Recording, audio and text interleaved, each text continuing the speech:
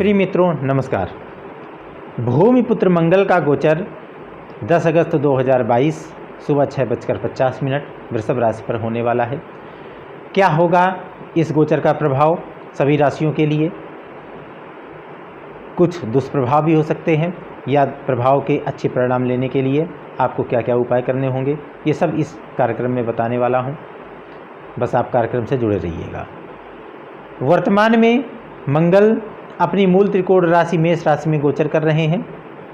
मेष राशि में चूँकि उन्हीं की राशि है, बहुत अच्छा प्रभाव देते हैं, लेकिन कुछ इस गोचर के दौरान अच्छे प्रभाव हमको नहीं मिल पा रहे। उसका कारण राहु का मेष राशि में उपस्थित होना। राहु मेष राशि में चल रहे हैं और मंगल के साथ अंगारक योग का निर्माण कर रहे हैं। कहीं ना कहीं अंगारक योग के दुष्प्रभाव हम सब लोगों को देखने को भी मिल रहे हैं। बहुत अच्छी बात है, मंगल वृषभ राशि पर जाएंगे, राहु से मुक्ति मिलेगी, अंगारक योग से मुक्ति मिलेगी। तमाम राशियों के लिए जो अंगारक दोष कहीं ना कहीं नुकसान दे रहा है, तो वो लाभ में तब्दील होगा। वृषभ राशि पृथ्वी तत्व राशि होती है और मंगल अग्नि तत्व होते हैं। सबसे पहले हम मंगल की प्रकृति जान लेते हैं। भूमिपुत्र जो मैंने कहा, मंगल का सीधा संपर्क भूमि से होता है, जमीन से होता है। जिन व्यक्तियों के पास जमीन जायदाद में किसी प्रकार का विवाद नहीं है, जिन लोगों की इच्छा होती है ज़मीन खरीदने की और बड़ी ही सुगमता के साथ ज़मीन उनको मिल जाती है, जिन लोगों का ज़मीनी संपर्क सबसे अधिक है, भूमि इत्यादि से उनका कारोबार चलता है, निसंदेह उनकी कुंडली में मंगल की स्थिति बली है, अच्छी है। इसके विपरीत यदि जिन व्यक्तियों का संबंध भूमि से है परंतु विवाद से घिरे रहते हैं, पैतृक जमीन नहीं मिल पा रही है, हो सकता है मुकदमे चल रहे हों, हो सकता है कोई ज़मीन का लफड़ा उनका खरीदे हों और फंस गए हों किसी लफड़े में। इन सब चीज़ों में अगर ऐसी स्थितियां किसी के साथ बन रही हैं, निसंदेह उनका मंगल कहीं ना कहीं कुंडली में कमज़ोर पड़ रहा है। भूमि के साथ साथ मंगल उत्साह है, ऊर्जा है, जोश है, पराक्रम है, सेनापति है।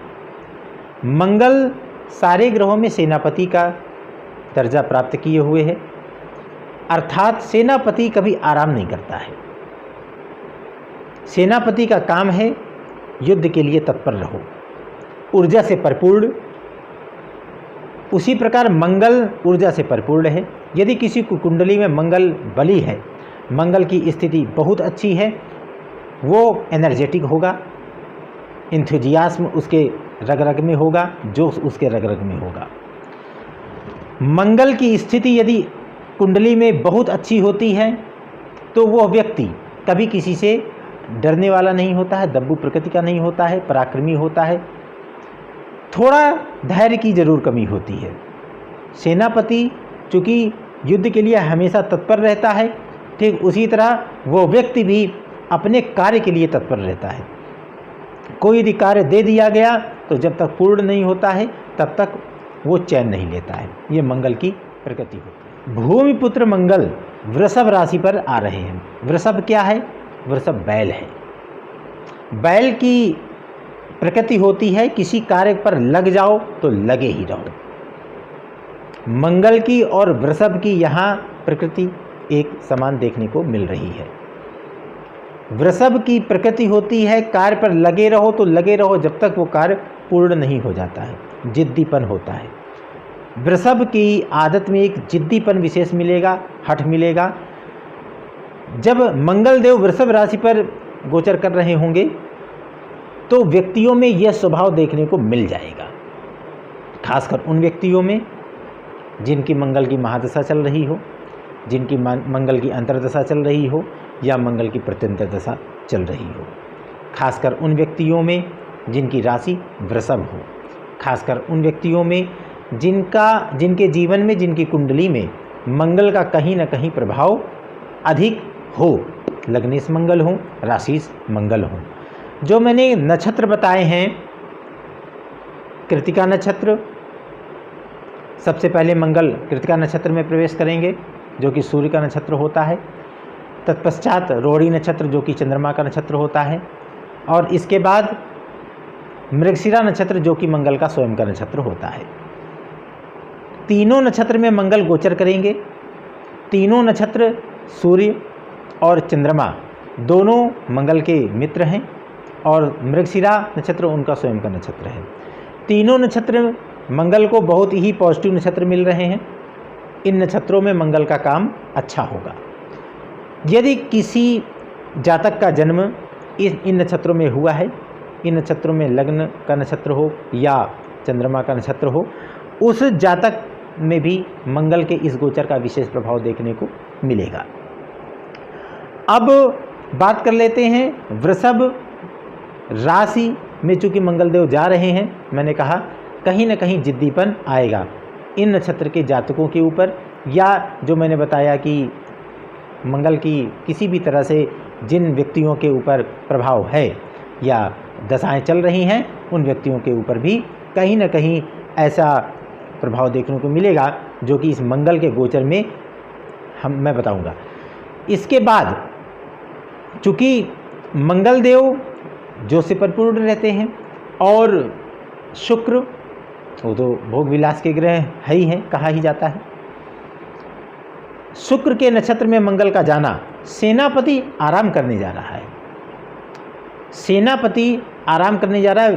प्रकृति दोनों की अलग अलग है, एक महा ऊर्जावान है तो एक आराम करने की प्रकृति रखता है। यहाँ भी कहीं ना कहीं दोनों की प्रकृति में क्लैश हो रहा है, तो कुछ ना कुछ हमको विपरीत परिणाम, जो हम सोच रहे हैं उसके विपरीत परिणाम देखने को मिल सकते हैं। उतना तो बुरा परिणाम नहीं मिलेगा जो अभी तक मिल रहा है, क्योंकि अभी अंगारक योग का निर्माण हो रहा है। इतना नुकसान हमको इस गोचर के दौरान नहीं मिलेगा। ये गोचर जो कि काफ़ी दिनों का है, अभी वैसे अमूमन 45 दिन का गोचर मंगलदेव का होता है, लेकिन यह गोचर लगभग 6 महीने का होगा। 14 अक्टूबर को मंगलदेव मिथुन राशि में प्रवेश तो कर जाएंगे, लेकिन जैसे ही 14 नवंबर आएगी तो मंगलदेव वक्रत अवस्था में पुनः वृषभ राशि पर आ जाएंगे। और जो पूरा समय हमको मिल रहा है वृषभ राशि पर मंगलदेव का, तो 6 महीने का समय मिल रहा है। 6 महीने में चूँकि एक लंबा समय होता है, मंगलदेव का गोचर काफ़ी लंबे समय के लिए हो रहा है, तो इसका जो प्रभाव होगा वो भी दीर्घगामी ही होगा। विभिन्न राशियों के लिए तमाम सावधानियां हैं, तमाम स्थानों पर सचेत रहना है, सतर्क रहना है। आराम तलब जो मैंने कहा, चूँकि सेनापति यदि आराम करने लगा वहीं नुकसान होते हैं। चूँकि मंगलदेव का गोचर एक आराम तलब राशि पर जा रहा है, शुक्र की राशि पर जा रहा है। यदि आप आराम करने के लिए बैठ गए तो अवश्य ही हानि आपको मिल सकती है। इसलिए यदि जिसकी जो प्रकृति हो, जिसका जो कार्य हो, वहाँ आपको आराम तनिक भी नहीं करना होगा, अन्यथा कहीं ना कहीं हानि आपको देखने को। मेष राशि के लिए मंगल का गोचर द्वितीय भाव पर हो रहा है। द्वितीय भाव धन का भाव होता है। द्वितीय भाव को लेकर के थोड़ी सतर्कता जरूरी है, क्योंकि अष्टम भाव पर पूर्ण दृष्टि है, तो इसलिए आकस्मिक लाभ, धन का आकस्मिक लाभ तो देखने को मिल रहा है। लेकिन जिस प्रकार धन का आकस्मिक लाभ देखने को मिल भी रहा है, क्योंकि मंगल स्वयं धन भाव में विराजमान है, तो कहीं ना कहीं धन चला भी जाएगा। एक तरफ यदि आ रहा है तो दूसरी तरफ जा भी सकता है। लॉटरी, सट्टा इत्यादि जगहों से आपको धन तो मिल सकता है। इसलिए मेरी तो राय यही है कि आप इन जगहों से धन ना लें। पंचम भाव पर पूर्ण दृष्टि है, तो पंचम भाव पर पूर्ण दृष्टि होने के कारण संतान का पूरा सुख देखने को मिल रहा है। संतान यदि पढ़ाई लिखाई में है तो वो प्रोग्रेस करेगी। यदि आप कहीं पढ़ाई लिखाई क्षेत्र से जुड़े हुए शिक्षक हैं, पत्रकार हैं, किसी प्रकार लेखनी के क्षेत्र से जुड़े हुए हैं, तो आपको भी सफलता पूरी रूप से देखने को मिल रही है। नवम भाव पर पूर्ण दृष्टि, भाग्य भाव पर पूर्ण दृष्टि पड़ रही है, वो भी मित्र ग्रह की दृष्टि है, तो वहाँ भी भाग्य वृद्धि करने वाले हैं। मंगल की पूर्ण दृष्टि नवम भाव पर भाग्यवृद्धि, लेकिन पिता से थोड़ी अनबन हो सकती है, पिता की बात आपको माननी होगी। यात्राएं हो सकती है, लंबी यात्राएं होंगी और वो भी सुखद भी हो सकती हैं। ये आपके लिए, चूँकि पिछला गोचर आपको बहुत ही कष्टदायी रहा है, लग्न पर ही अंगारक योग बन रहा था, तो कहीं ना कहीं घर में कलह हो रही थी, घर की कलह भी दूर होने वाली है। जो दाम्पत्य जीवन में मनमुटाव था, तू मैं की स्थिति आ रही थी, वो भी सब हल होने वाली है। आपके लिए दाम्पत्य जीवन का सुख मिलने वाला है, धन सम्मान यश कीर्ति भी मिलने वाली है। पुत्र इत्यादि संतान से, पुत्र हो या पुत्री, संतान से आपको लाभ मिलने वाला है। अष्टम भाव को लेकर के भी आपको आकस्मिक लाभ की, चूँकि उनका स्वयं का भाव है अष्टम भाव और अपने भाव पर पूर्ण दृष्टि है, तो आकस्मिक लाभ की भी स्थिति दिख रही है। केवल एक जो निगेटिव चीज़ दिखी, चूँकि धन भाव पर ही बैठे हैं, तो जहां आपको लाभ की स्थिति दिख रही है तो वो धन कहीं ना कहीं वो चला भी जाएगा। चूँकि द्वितीय भाव वाणी का भी भाव होता है, तो आपको थोड़ा अपनी वाणी पर संयम रखना होगा, किसी से अभद्र भाषा का प्रयोग ना करें। हो सकता है गोचर काफ़ी लंबे समय का है, 6 माह का गोचर है, तो आप अपने कार्य क्षेत्र पर, यदि नौकरी पेशा है तो अपने ऑफिस में या कार्य क्षेत्र पर, यदि आप व्यापारी हैं, खासकर व्यापारियों के लिए तो ये बहुत ही सतर्कता होनी चाहिए कि अपने किसी भी सहकर्मी या किसी भी कस्टमर के साथ अभद्र रूप से पेश ना आवे, अपनी वाणी पर नियंत्रण रखें। इस गोचर के दुष्प्रभावों को समाप्त करने के लिए, कम करने के लिए या अपने अच्छे प्रभावों को और उत्तम बनाने के लिए हनुमान जी की आप पूजा कर सकते हैं।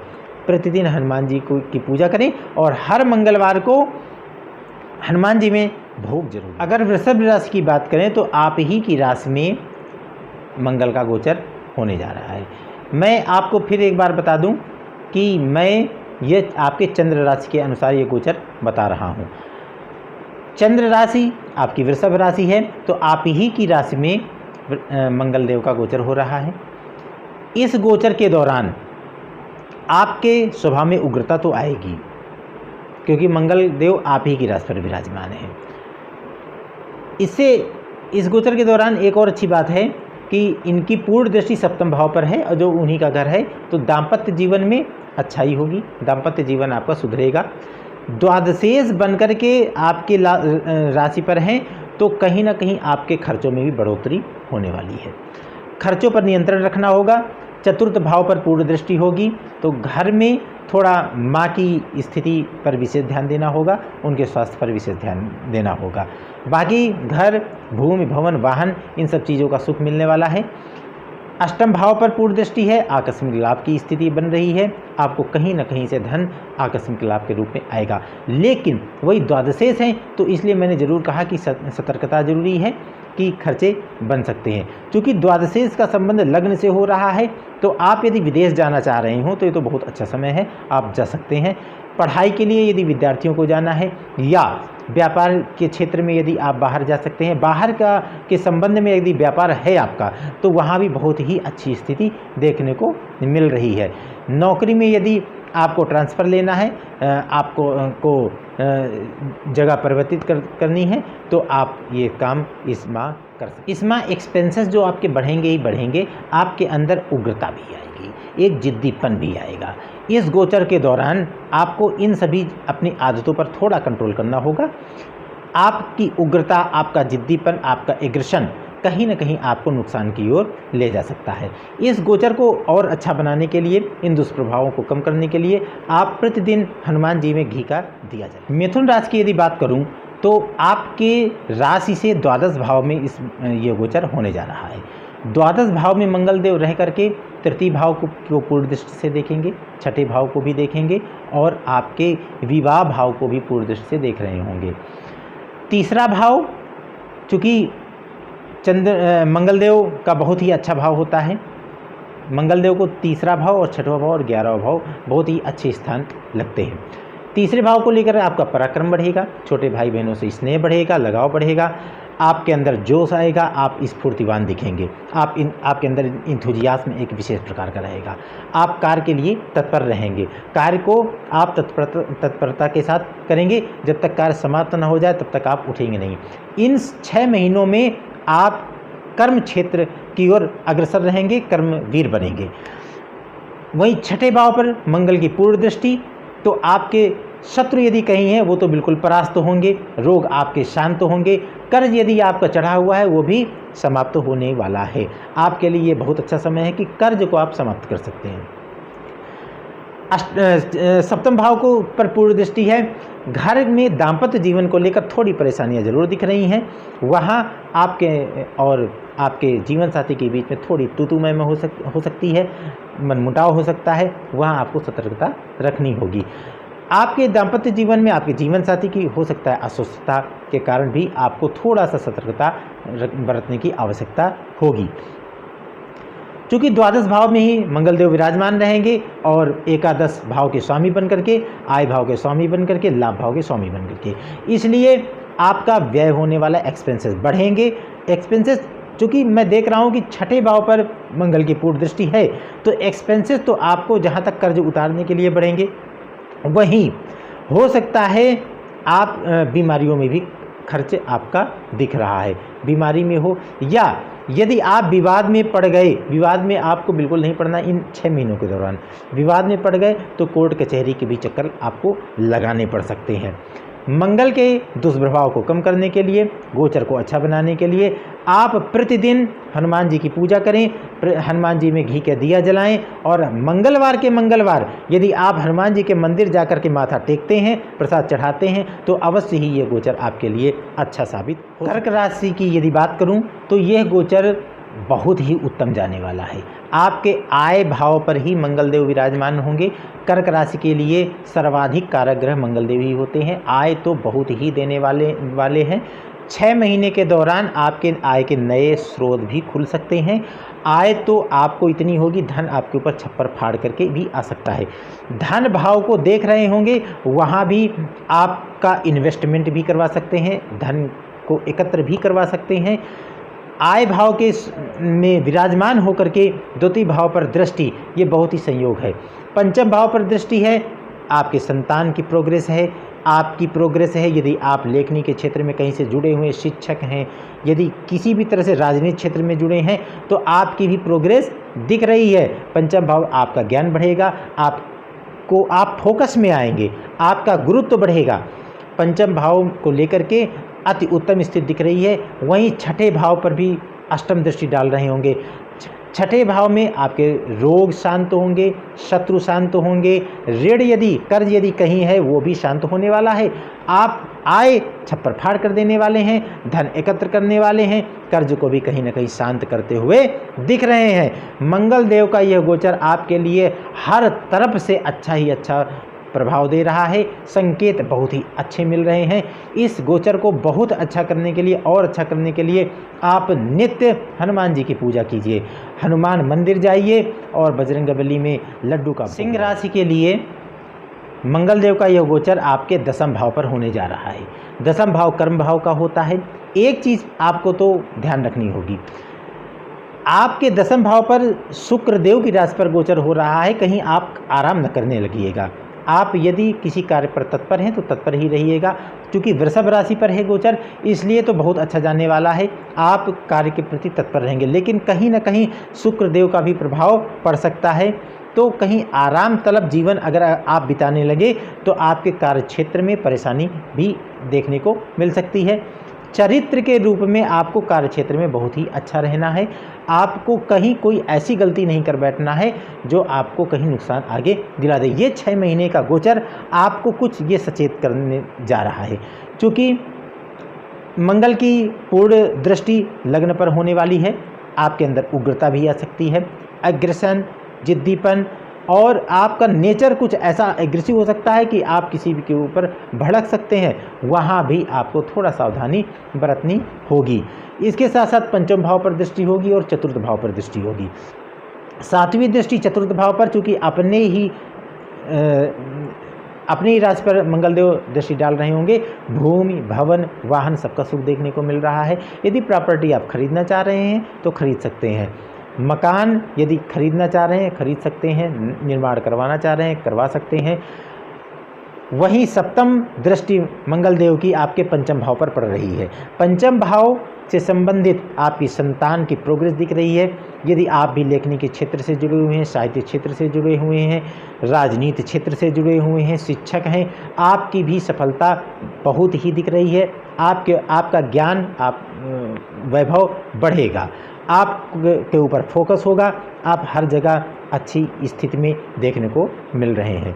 सिंह राशि के गोचर को और उत्तम बनाने के लिए आप हनुमान जी की नित्य पूजा कीजिए, हनुमान मंदिर जाइए और हर मंगलवार को हनुमान जी में लड्डू का भोग अवश्य। कन्या राशि की यदि बात करूं तो जो अभी तक आपके लिए बहुत नुकसान देखने को मिल रहे थे, अष्टम भाव में अंगारक योग बन रहा था, राहु और मंगल की युति बन रही थी, आपको चोट चपेट की परेशानियां आ रही होंगी, एक्सीडेंट हुए होंगे, आपको धन की हानि देखने को मिली होगी। इन सब चीज़ों से तो छुटकारा आपको मिलने वाला है। अष्टम भाव से के बाद अब मंगलदेव नवम भाव पर गोचर कर रहे होंगे। नवम भाव में चूँकि बहुत ही अच्छा फल तो नहीं देते हैं, लेकिन जो पुरानी जितनी परेशानियां थी उससे तो कम परेशानियां रहेंगी ही रहेंगी, लाभ मिलेगा।